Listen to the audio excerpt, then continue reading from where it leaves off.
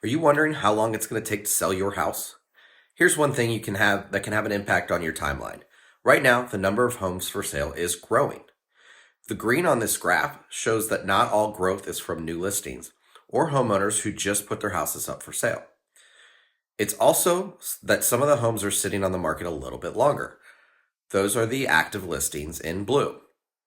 Think of it like this. Imagine that the homes on the market are all loaves of bread for sale in the bakery. When fresh bread is put out, that's what everyone wants to buy. But an older stale loaf, not as many people are going to be interested in that.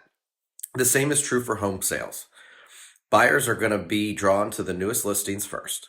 So we want to be sure that your house is priced and staged to sell up front so it doesn't stick around for long enough to get stale.